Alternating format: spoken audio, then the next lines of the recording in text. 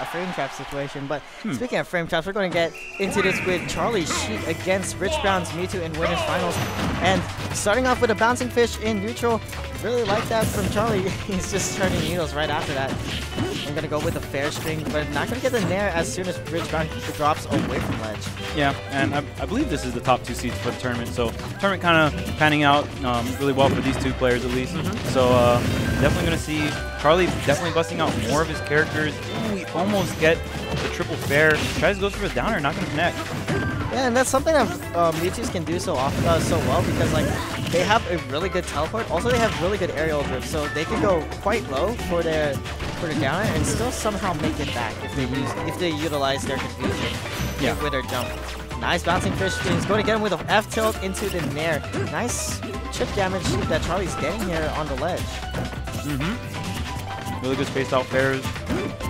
It is going to become an issue. We'll see how far like Rich lives. She can't have a lot of trouble against Mewtwo. If you can't close out the stock, when it comes to that last stock, last hit situation, you're going to have Mewtwo just has those way more accessible kill options. And the cross-up, exactly what Charlie needed, the drag down into the forward tilt. You want to set up these forward tilt situations around 100% on Mewtwo, and you really have to cash out there. And Charlie definitely doing that with the cross-up as well. Speaking of cashing out, Rich Brown going with his own nair up tilt into up smash, something that a lot of Mewtwo's really love to do. It's a really flashy combo, and he closes out the stock really well. Yeah, Mewtwo definitely not lacking in the firepower department. He has so much access to super powerful moves. Forward air, up smash, you name it, Shadow Ball charges up. He has so much good stuff, and he has like setups into these moves as well, so it can be very, very scary. Yeah, Mewtwo, one of the known glass cannons in the game, and I can't say glass cannon because she dishes out a lot of damage because of her frame trapping, but she just doesn't kill. Yeah. But she can kill her really easily, so I'm not sure what the name for that is. But, ooh, that diamond cutter actually going to catch Rich Brown on his nair. Very good awareness from Charlie, just going to go with the dash attack cancel up smash. Yeah, really good stuff from Charlie. Again, if Sheik is closing out these stocks at around like 100, like, it's so hard for me. He's not getting his mileage, he's not getting his rage, and Mewtwo is definitely a character that's very light, so usually he can't really utilize rage in a lot of matchups, but this is one of them that he can. And if Mewtwo can get away with using rage in a matchup, he just becomes so much more powerful. That glass cannon becomes even stronger. Yeah, and that glass cannon looking really glassy right now. Charlie is already putting up some good percent with some flashy combos. I really like this fair string coming out from Charlie. Yo, actually gonna miss the bouncing fish on the very edge of Smashville. I wonder why or how Charlie missed that bouncing fish. He probably didn't hop before he did the bouncing fish there to catch him on the ground. Yeah, probably just a good error. But Charlie is still keeping this pressure on, pressing Mewtwo on the ledge. I like the double jump cancel with that Shadow Ball right there. Really, really tricky stuff. And that's where Mewtwo's at his weakest, honestly. His weight, definitely one of his biggest weaknesses. But on top of that, when he's on the ledge, he doesn't have too many options. His double jump has a lot of startup. He's very susceptible to ledge travel. Oh, nice using Smash Bro against Rich Brown, but he's not going to get the vanish kill on the Mewtwo. Mewtwo a little bit too floaty to get caught by that. Air dodges right past it, and Rich Brown's going back to the ledge to charge a Shadow Ball. Beautiful nair, sending Charlie back off stage. Yeah, and both these characters, their general damage output is going to be really cool, but no cross-up, not needed. Wow. Yeah, really good stuff. Again, Charlie setting up this forward tilt exactly when he needs it, and he's getting rid of this Mewtwo stock, wiping this rage. Rich Brown, and having the lead is Sheik as well. She has one of the strongest neutrals in the game. On top of that, if you have to approach her, it can be very oppressing, very hard to deal with. Very risky up smash from Rich Brown. He's already going to eat some good percent for this, and going to come up aggressively with a fair.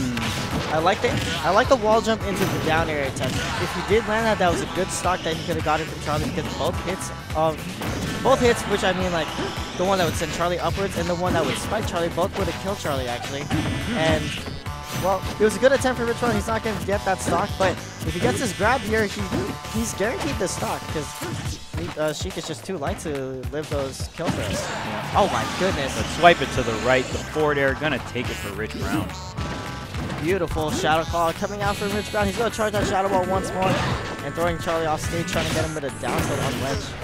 Oh man, that 33. Can we talk about that? Can we talk about how that moved to 33%? He went from 10 to to 33 in 2 hits.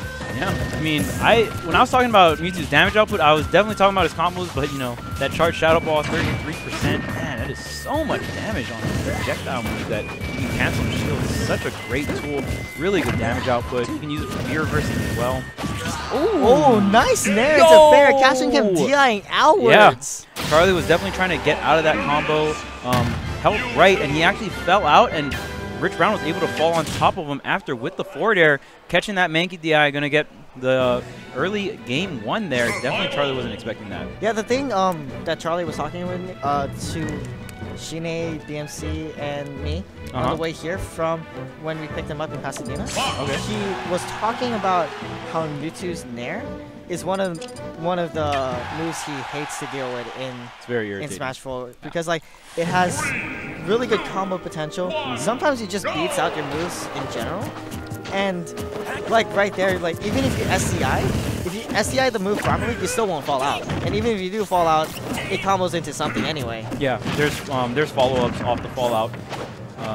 Yeah, it's very frustrating. The hitbox isn't that great, but what makes it so amazing is Mewtwo's air drift and air acceleration. So Mewtwo can come into you with the Nair and be like, oh, you know what? Let me just back out. And he's able to accelerate himself in the air really quick, and just his air drift is really high as well. I really like that wait on the air dodge from Charlie, trying to get him with an up smash, but he's probably going to drift to the other side as soon as Charlie got up there. Good awareness from Rich Brown. He's going to try to get him with a Nair. Does get him with a Nair on the side B, and going to miss the forward smash punish, and Rich Brown getting hit by that side B up there. Actually not going to kill him. He was pretty high when that side B hit him. Yeah, that was really close. And now we see Charlie switching over to the Fox. You know, definitely a different character, but I still feel like Fox and Sheik are similar in a point where like they're very kill setup based. Yes. If Fox doesn't get his kill setups going at around like these certain percentages, it can be hard to land that straight hit. Yeah, especially with Fox being one of the characters who are good at using a vortex. As we know, the up to up air vortexes. Yeah, Charlie is one of the best players at that, but Mewtwo with his aerial drift and his floatiness, it's just so hard to get those sometimes. And right there, missing the grab and going to get an up smash for it as soon as he lands back on the floor and almost lands on top of that up smash. Yeah, but Charlie just hippity hop right over that up smash. Rich Brown trying to close out the stock. Gets the drag down. Doesn't get the grab though. Hippity hoppity, get out of my property. Nice back air from Charlie. Gonna get him with a dash attack. He tries to get him for another back air, and this is very bad. But Rich Brown still making the best out of a bad situation. Gets him with a forward air. Nice kill. Yeah, tried to set up for the down air there, but able to finish up with that forward air. Really good edge guarding tool. Down tilt coming out right now. We're going to start things off with the Nair though. Drag down off stage. This is a really good situation for him. Ooh, the Nair doesn't get out the Firefox though. Yeah, Firefox just too big of a hitbox for Mewtwo to trade with Nair. He's just going to beat it out for a good recovery. Mewtwo sitting at a very bad percent against Fox. Charlie barely missing the dash grab.